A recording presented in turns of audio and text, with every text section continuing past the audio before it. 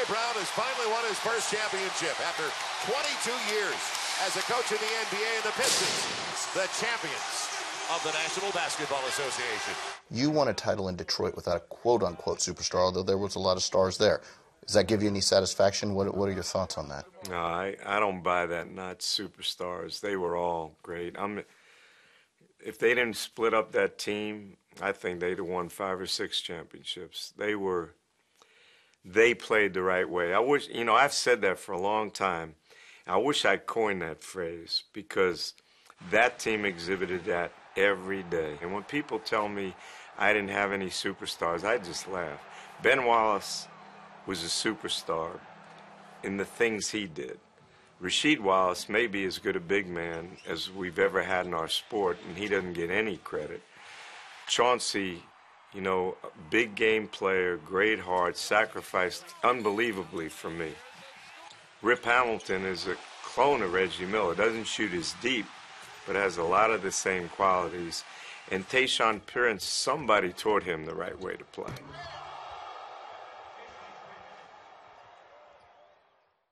Play unselfishly, play hard, play smart, and have fun.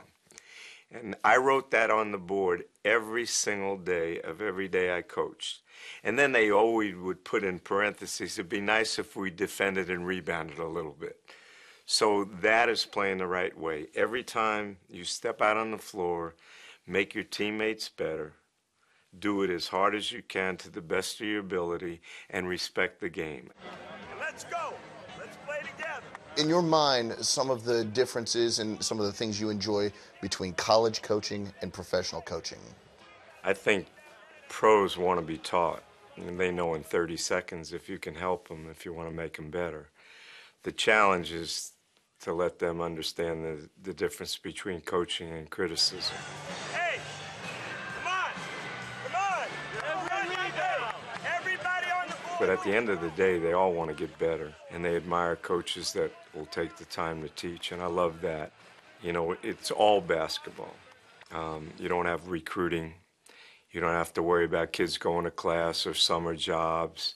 You don't have to worry about parents, being concerned about whether their son's getting enough playing time. Miller for 3. Reggie Miller with a clutch tray and a steal. Miller retreats to the three-point line and hits again. Tie game. Your memories of coaching Reggie Miller, what comes to mind when you think of him?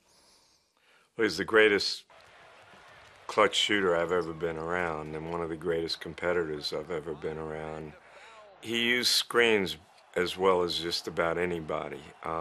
He wasn't a guy that created his own shot, yet he could. When it was necessary, he could put it on the floor a little bit and he could get his own shot. But for the most part, he needed guys to get him the ball, and he utilized screens so well. He moved without the ball so well. And now, unfortunately, our game, kids don't realize there's only one ball. So many kids know how to play with it, but they don't know what to do without it, how to help other people, how to get themselves free. And Reggie understood all of that. Allen Iverson has said something to the effect of, you're the best coach he's ever played for. What are your memories of Allen as a player, first of all, and as a person? I said Reggie was an amazing competitor. This kid is off the charts, biggest heart.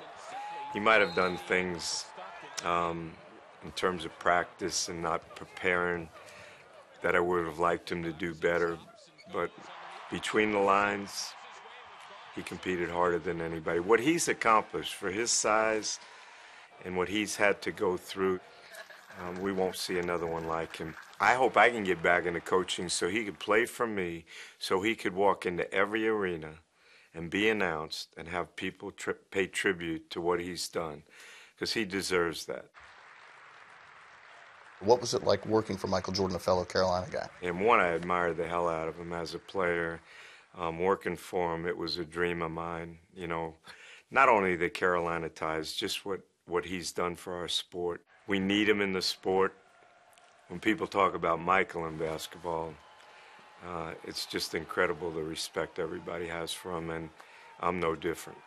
The biggest problem, and he might get mad at me, is he needs more people to challenge him.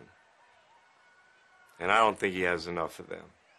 he needs more people to be around him that he has great respect for and not afraid to tell him what's right. And that coaching tree that you have now from, Dean Smith and the guys before him makes you very proud, right?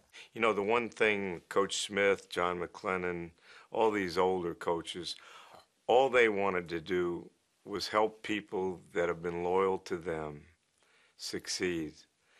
And that's all coach has ever been about. When I see Calipari and Bill Self and Mark Turgeon, Tad Boyle, I feel like they have the same values I have, and in that way, I know we're making Coach Smith and Coach McGuire and Coach McLennan, people like that proud. It's a quote from Bill Self, and it's really simple, but I think maybe it's right. He says, he just has to be around ball. You have to be around the sport. Fair? I love basketball, and I like what the sport's about. I know I'm 71. When I look in the mirror, I'm aware of that. But inside, I feel no different than when I was coaching the freshman team at North Carolina. I owe it to the people that have taught me to show other people what I've learned, because I want to help our sport.